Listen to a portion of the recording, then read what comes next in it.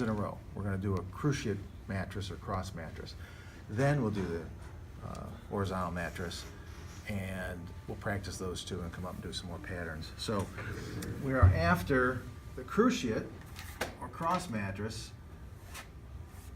That's going to be on top. The dotted lines are underneath. So basically, we're going to do a forehand, come across and do another forehand, and then we'll tie it, and it crosses on top. It's not all about prettiness here, so if it doesn't look like a really great X, it's not a big deal. It's way easier if I have thumb forceps and an actual edge of a skin to put this in, because I could see it go in and see where it comes out. You really can't see where this stuff comes out. So when you're taking a bite, you're sometimes going, where's the needle point coming out?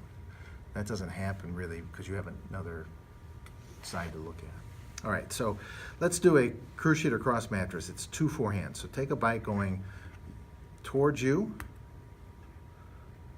Remember, never pull that needle out with your gloved hand. Always pull it out with the needle holders.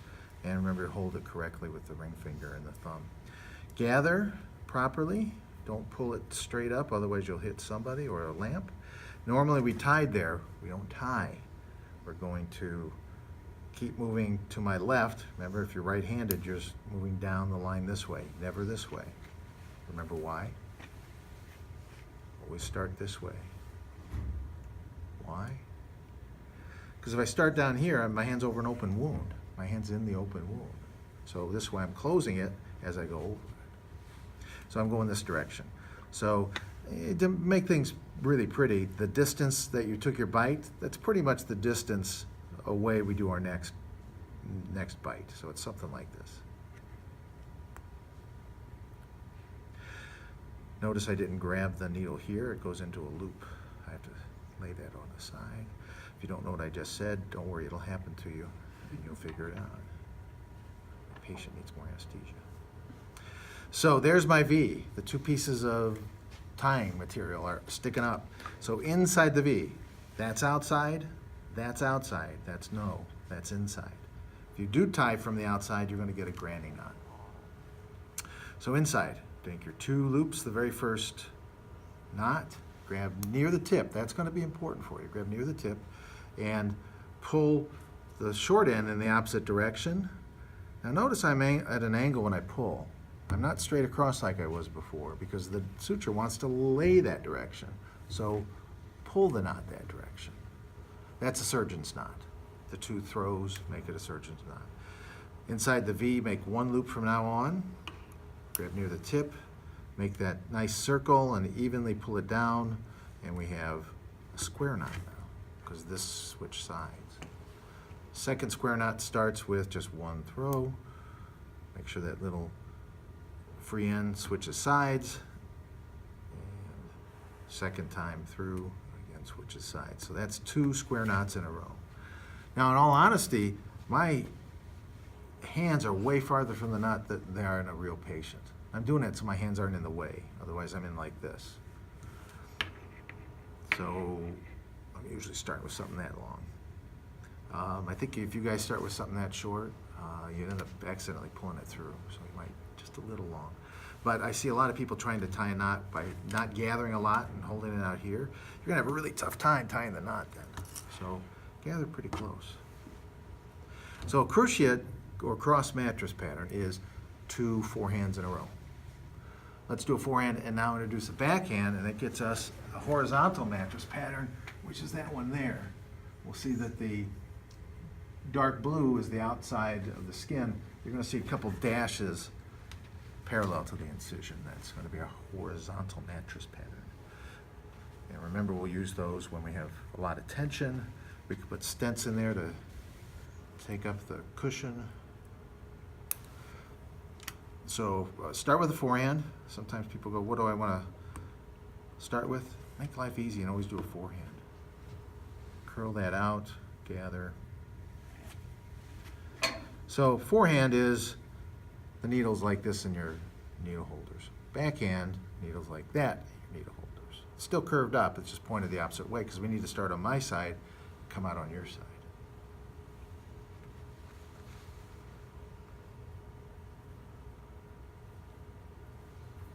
Again, load the needle so that it's no more than halfway up the curve and not all the way back on the crimped end either. So I loaded it wrong because I'm talking, not thinking.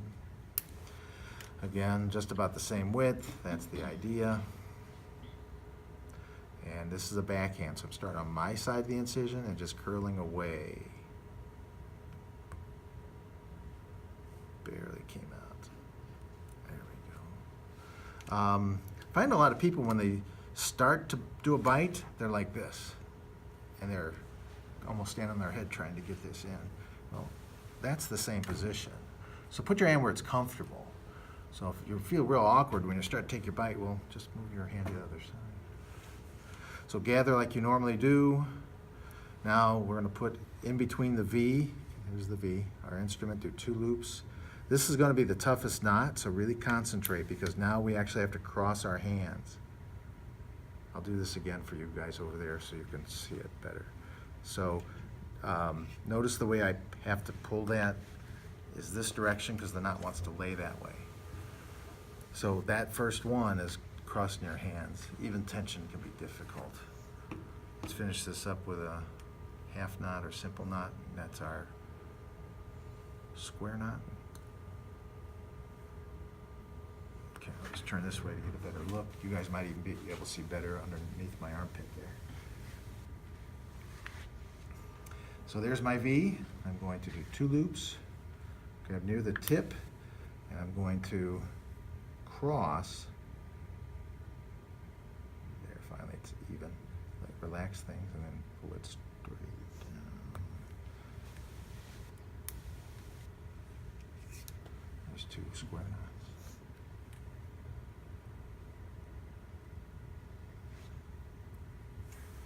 So we're gonna vertical mattress.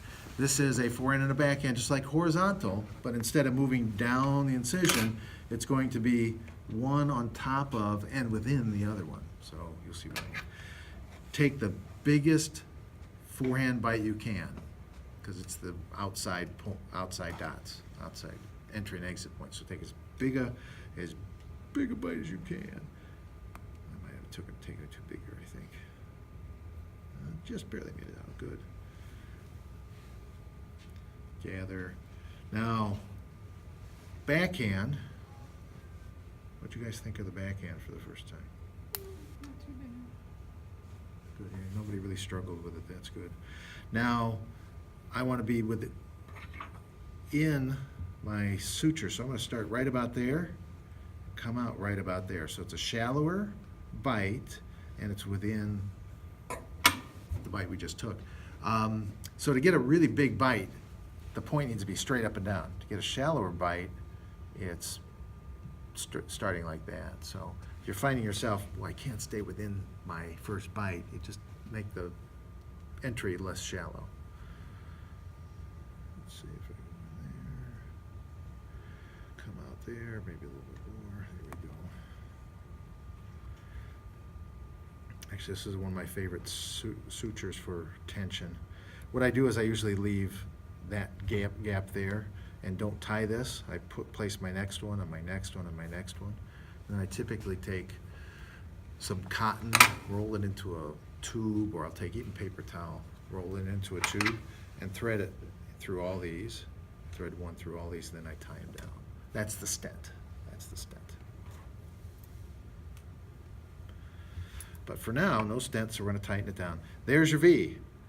So we go our 2 throws. This is going to be our surgeon's knot. This knot's back to like our simple interrupted, which is just straight back and forth.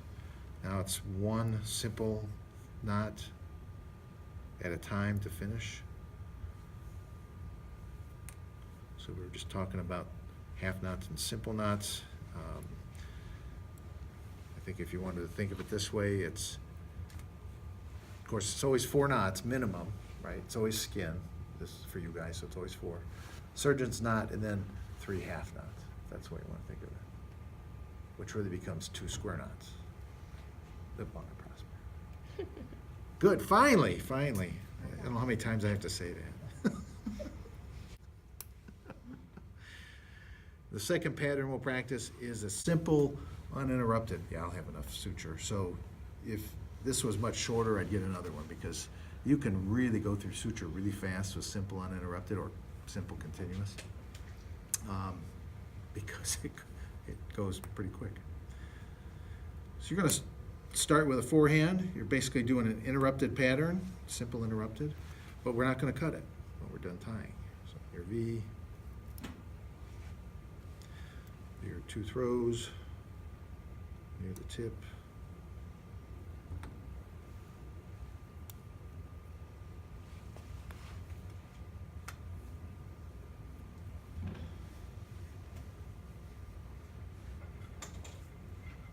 Normally you cut it, don't. We need to continue this. So another forehand. Now this forehand is going to start really close to where we started the last one, but we're going to angle over. So start close and angle over. Sometimes if you leave this free end long, it's going to be in your way. So I'm just going to pull it out of the way. So start close, but angle over.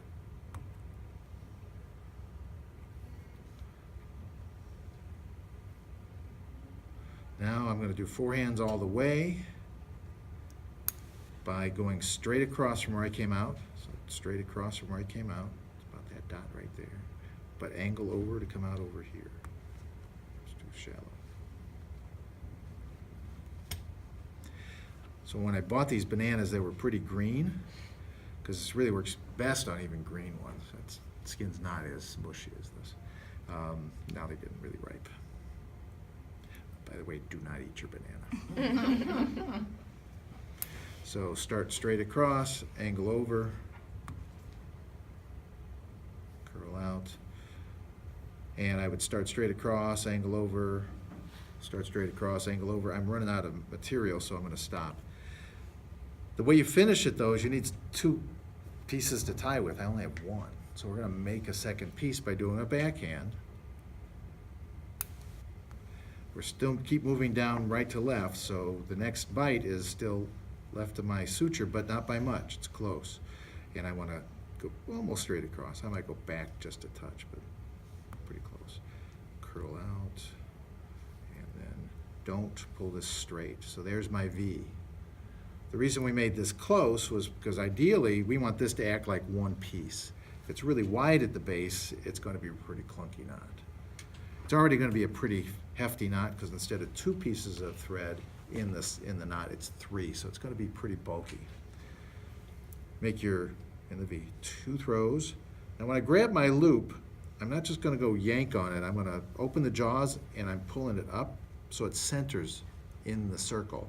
You'll see why here in a second. Then I'll grab it, and then you do your knot like you normally will. In the V, 1 throw, I do the centering by lifting up. Don't keep lifting up and doing your knot, though. That's what I'm finding. People put it under tension. Remember, your knots don't need tension up, so you just relax after you do that and pull tension side to side. There's your square knot. In the V, 1 loop. Now, I think I'll end that way. Tension to center it, relax. Now, if you don't get it centered, this is what happens. So some people may just grab it close to the center but be off. You do this and you end up with, okay, pull that tight. You see this little ear, this little loop sticking out there? It's sticking out of the knot. I've tightened that down. So if you don't center the suture, especially on multi-filament braided material, this says, it's got so much friction it won't pull through.